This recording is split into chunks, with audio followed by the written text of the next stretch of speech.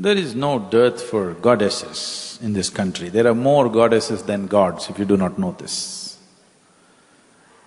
If you go from village to village in Tamil Nadu, for every village there is a different goddess, you know. For every village there's a different goddess, but for every village there's no different god. So, goddesses, there are more than gods in number, so your information is wrong. Where do you come from, Delhi? Huh? You come from Delhi? Singapore. Oh, you should move to Tamil Nadu.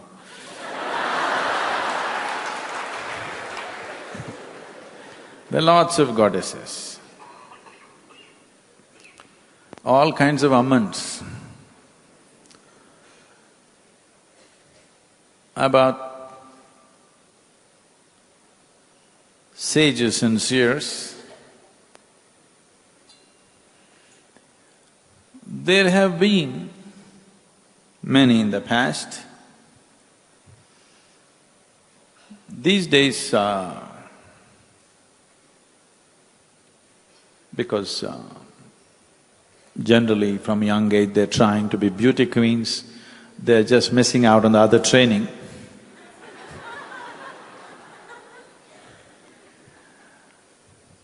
Because the commercial campaign as to how a woman should be in the world is totally misguided and westernized. And I think a huge amount of the female population is completely taken by this. Lot of them would approach it maybe after they are 50 and they have no hope of being beauty queens and at that time they may come, a lot of them are coming to us. But there are a lot of young women also with us who are doing wonderfully well. So, experientially, there are many women among the Isha meditators who are really in fabulous states of experience. So you can call them as seers or seeresses in their own ways. Gurus, no, women will not make good gurus, nor will men make good gurus. Unless you know how to be beyond the two, you can't be this. If you're a man or a woman, if you're stuck with your gender, then there's no chance of being a guru because you're looking at the mechanics of life in a completely different way. You're just looking at life as life. Being masculine, feminine is only question of percentages. Every other part that a woman has, man also has, except one or two parts, isn't it so? Yes or no? So the difference is very little. You have given too much attention to reproductory organs, that this has become a big event in your head. If you just pay attention to life, you wouldn't be paying so much attention to reproductory organs, isn't it? If you must identify, it's not good to identify yourself with some body parts, isn't it? When you all the time go about, I am a man, I am a woman, you're identifying yourself with body parts, isn't it? If you must identify with body parts, I would advise at least choose the brains, not these things which make you a man or a woman. So, women will not make good gurus. Men cannot do at all.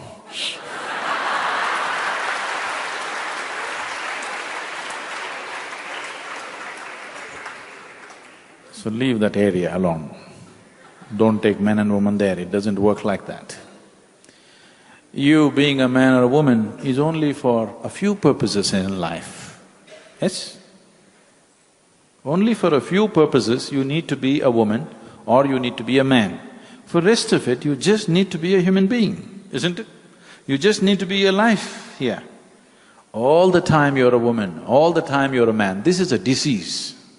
This is an ailment, this is not gender. This is a certain ailment in your head, it's not in the body, it's in the head. Once your sexuality gets into your head, that's called perversion. If it's in the body, it's a natural process. If it's in your head, it's a perversion. For most people, it's gotten into their heads. What does it matter to you? What kind of body parts a guru has? Is he useful to you or not? That's all the question is, isn't it? Isn't it so? Sadhguru, I'm a single mother, and between running a house and managing a child and earning, it becomes very difficult to focus on the spiritual process. Can you just give us some practical advice on how to make a space and time for spirituality in our everyday lives when we're householders?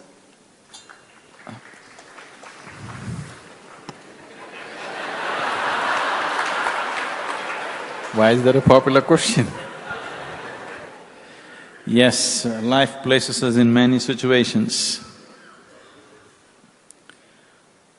Life places us in many situations where managing things is like juggling. Have you ever juggled? Did you ever do juggling? No, you must try. Try with one ball. Most of you can manage. Try two. If I give you four, it'll be spilling all over the place. So once you take to juggling, you better develop some skill. Otherwise, your things will be all over the place, scattered. And every day you'll be mentally freaking out because you can't hold these things in place. So if you're not capable of juggling at all, you must just sit quietly with your eyes closed, you know. Because juggling business has its own pleasures, has its own pains. You must see whether you're ready for these things or not. But most of you get into these things inadvertently because everybody's getting into it, or hormones hijacked your intelligence for some time. By the time you're released from the hijacking, by then it's too late. Already there are new lives around you. Things happen. Once you have a child, you have a 20-year project. That is if they do well. If they don't do well, you have a lifelong project.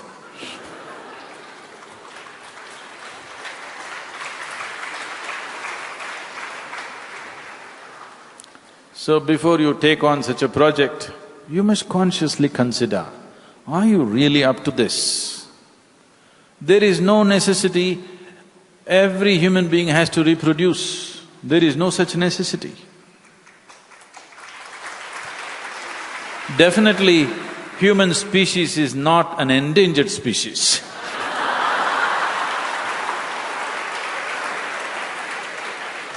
You are definitely not doing it for the world. Yes? So, it's always best when you're taking such a big step in your life, that you must take it consciously, not unconsciously. Are you really ready for this? Do you really need this, first of all? Is this what you want to do? If we were an endangered species, I would tell you, all of you must reproduce. We are not. There is no such danger in the next 1,000 years. So, only those who really want to and they feel that they're going to contribute to humanity by producing another wonderful life, if you're sure of that, first of all you must think, can the world bear with one more you?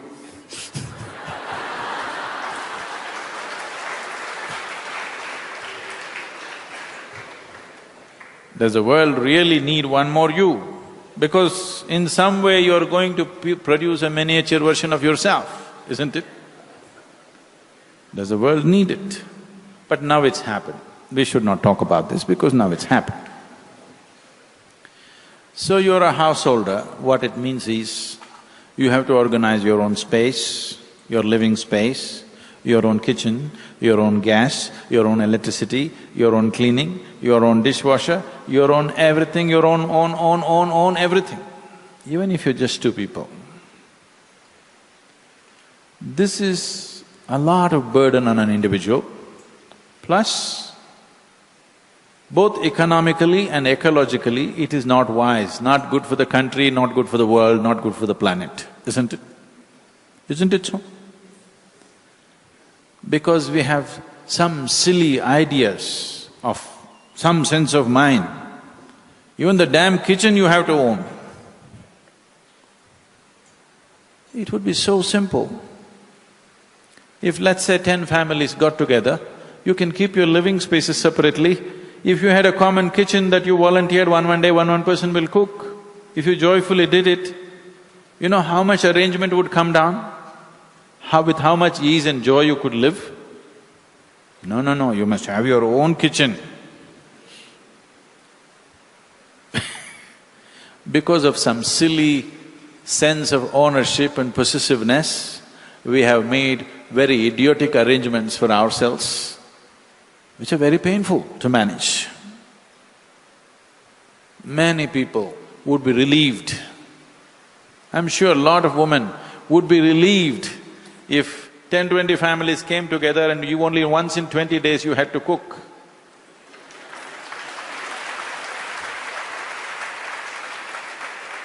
One day big cooking, next 20 days no cooking. Wouldn't it be great? Or maybe we could even hire some help for 20 families together and somebody could manage it, isn't it? But no. I have to own my own kitchen. Even the cutting knife has to be mine. When you have such a silly sense of ownership about everything, then you have to suffer. At least the meditators. I think we should start doing this in big cities.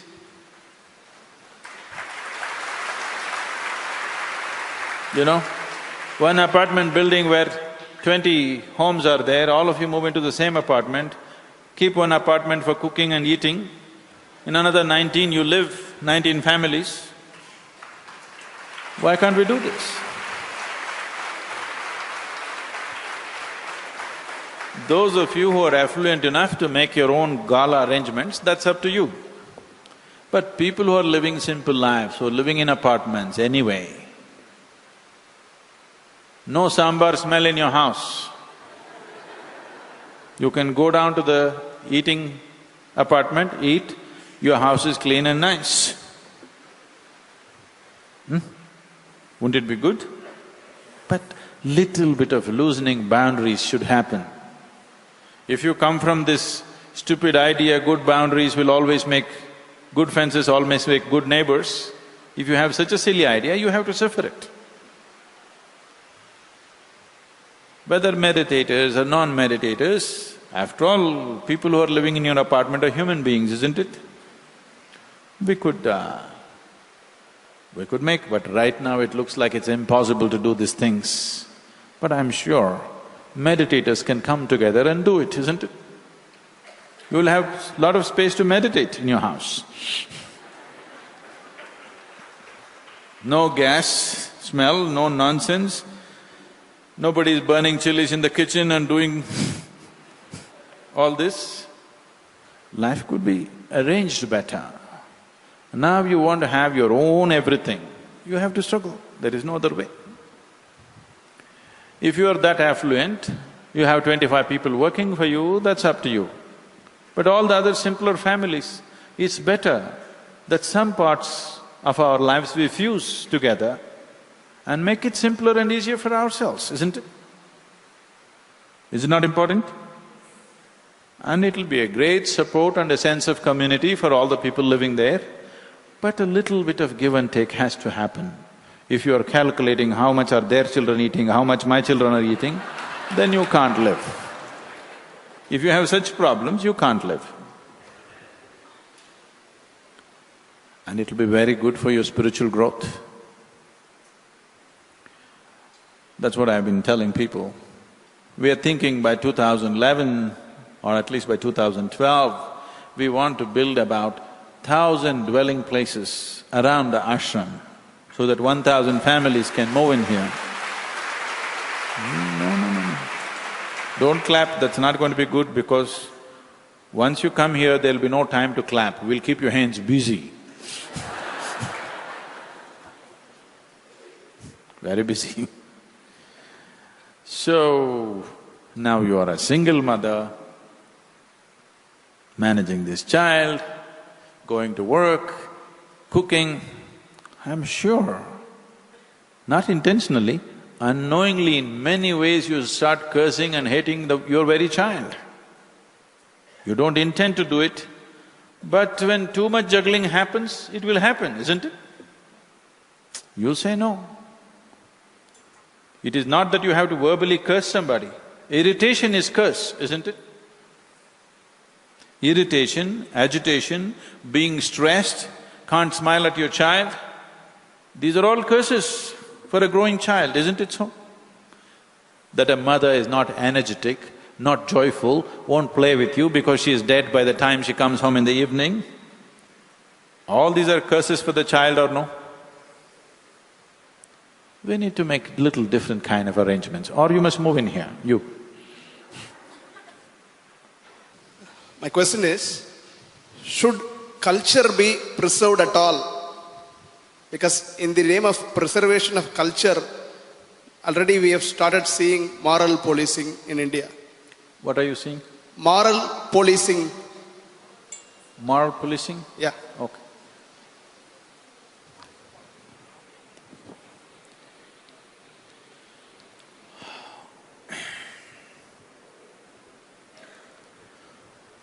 See, culture is a happening thing.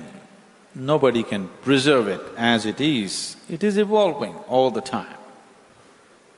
Nothing wrong with that. If it's evolving naturally, people making choices and making certain changes with their lives, it's perfectly okay. But when your culture is being engineered by commercial forces and certain very aggressive religious forces, some amount of stopping and preserving also needs to happen, isn't it? If naturally it's evolving, people are making their choices to eat differently, to dress differently, to do things differently, it's perfectly okay. But commercial forces are engineering culture for their benefit. If you don't stop it, then, when you open your tap tomorrow, Coca-Cola will come. Water will not come. I'm telling you, it's not far away.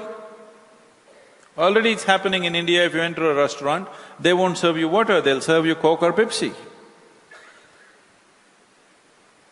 So, for commercial forces are anyway having budgets to change your culture, having a strategy to change your culture. When it is so, I think you should also have a strategy not to allow that to happen.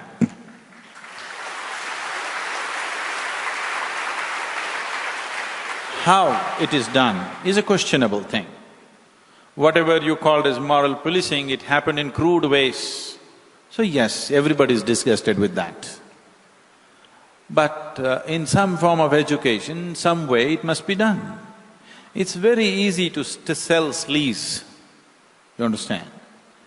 And very easily you can catch the youth and make that the culture of the land in no time. See, I want you to understand this. When you say culture, there are different types of cultures in the world. If culture is just a social norm, if culture is just a certain way people are living because of climatic conditions, because of other influences, that's different.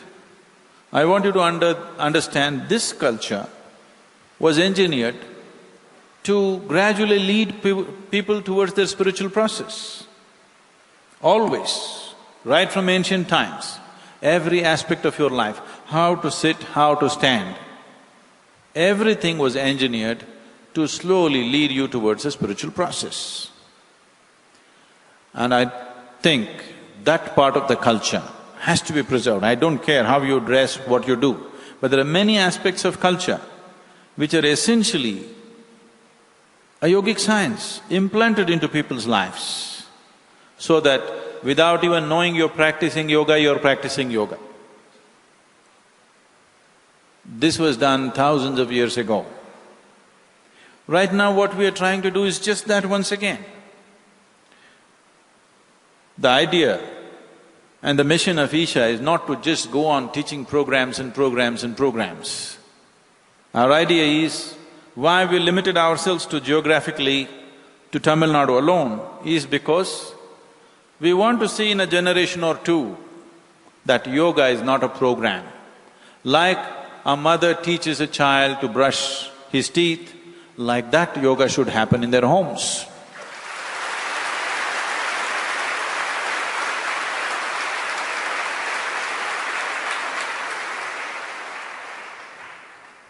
Brushing your teeth is a certain culture, isn't it? There are some people who don't have such things.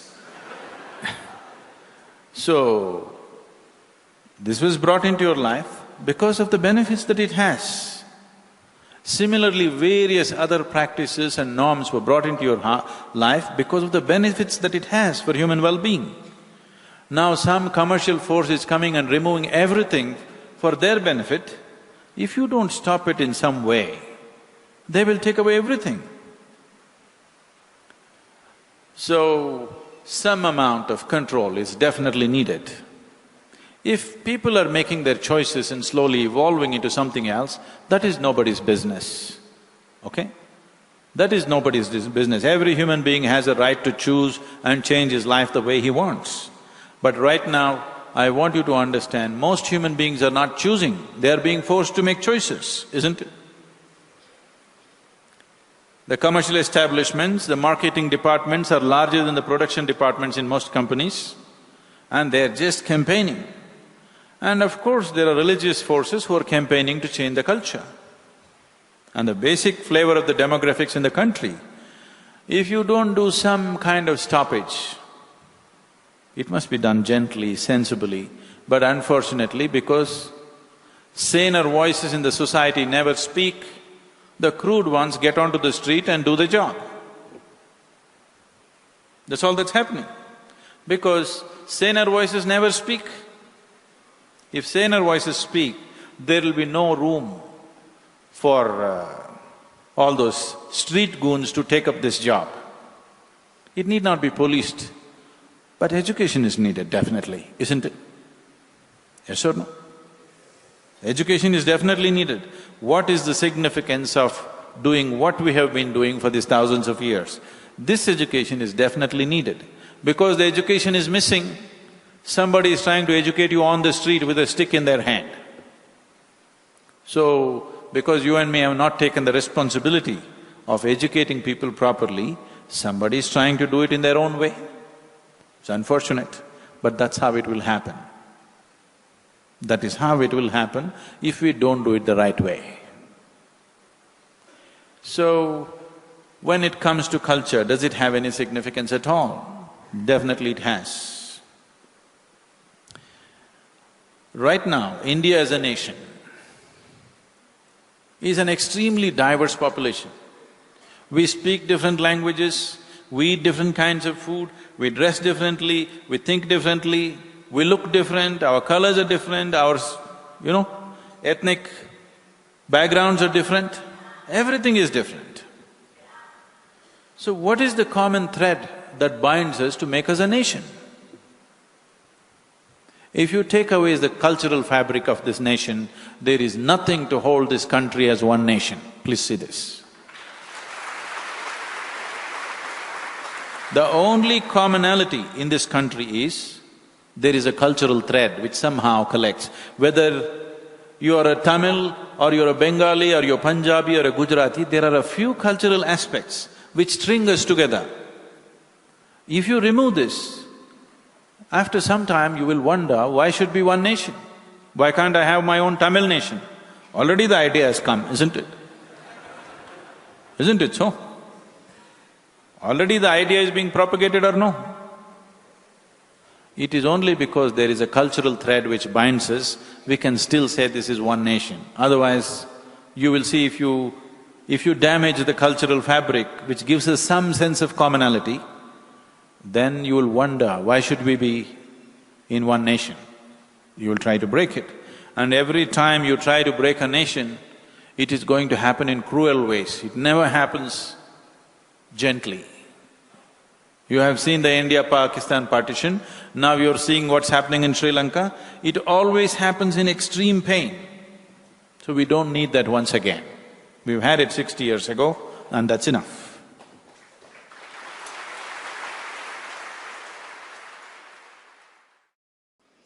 If your stomach is empty, there's only one issue about food. But once the stomach becomes full, you have 100 issues going on.